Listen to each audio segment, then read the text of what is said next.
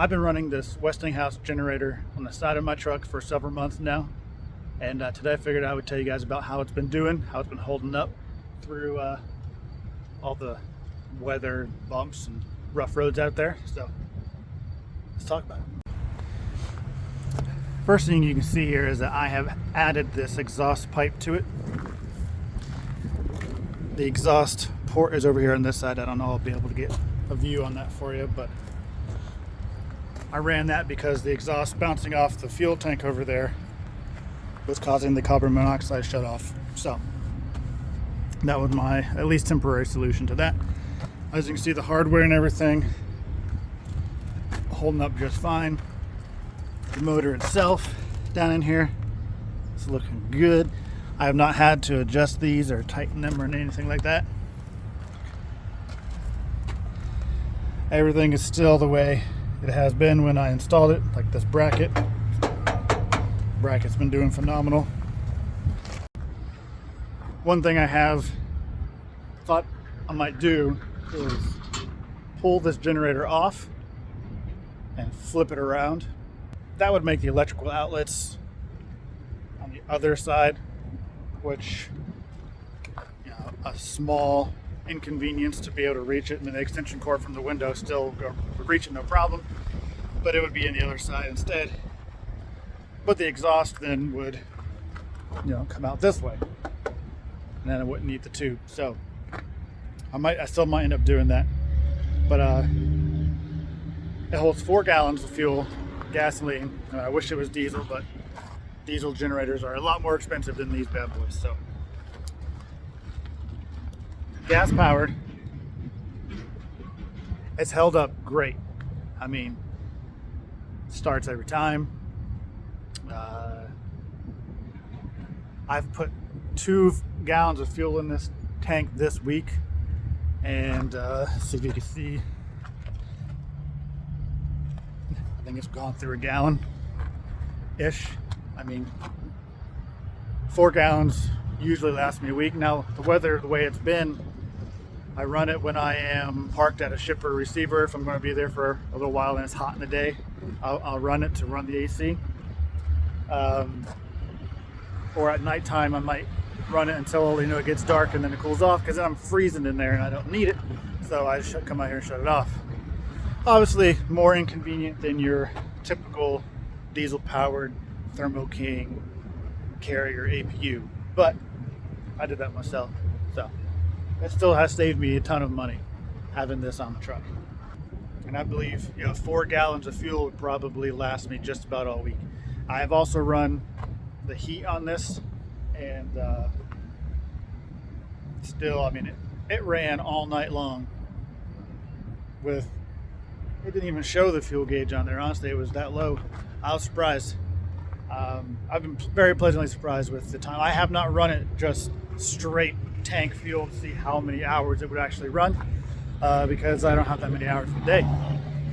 So, I mean, that's a good thing, right?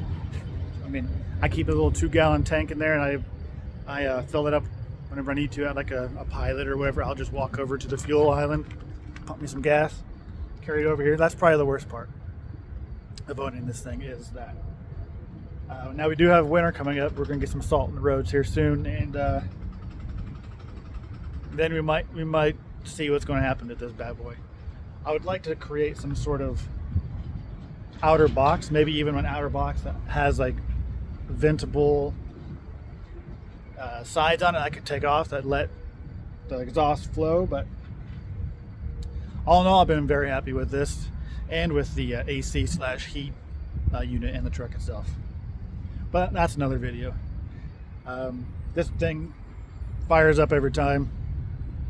I can even demonstrate it for you. I'm gonna turn this bad boy around real quick. So to turn it on, all you gotta do is hit that. You gotta come over here. I turn the choke on. I don't know if you can see it or not. The choke is here.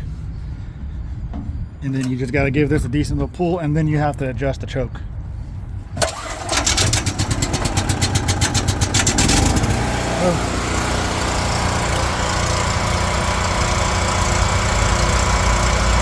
That's ready to rock. I forgot here.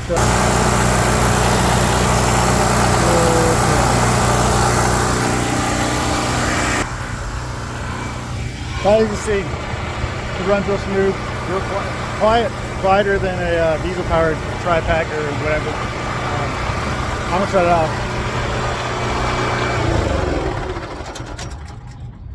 No, I say the worst part about it, honestly, is the exhaust smell. But I mean, noise level-wise, it's quieter than any other diesel-powered APU. And then, what I forgot to turn on when I first started this thing, and why it's sort of jumping around. There's a fuel switch.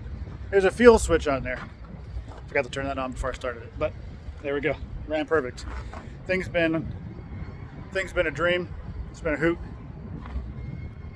I would totally suggest anyone with a little bit of ingenuity to do something like this. It's, like I said, it saved me tons of hours on the engine and fuel prices. So it's been great. Like I said, I got this for like $400. I think it's about due for its first oil service, so we'll probably do that before the cold weather starts, just so we go all winter long with fresh oil. But yeah, let me know what you all think. If you would invest in something like this, I would recommend that you do. I don't know, I mean, this Westinghouse by itself, that's the only one I've experienced with. It's been great. No complaints. It's been through hell driving on this truck, all through the United States on all those bumpy roads and shit like that. So let me know what you all think. Next, I will do a video on the AC/heater unit inside. But hey guys, you be good. I'll see you.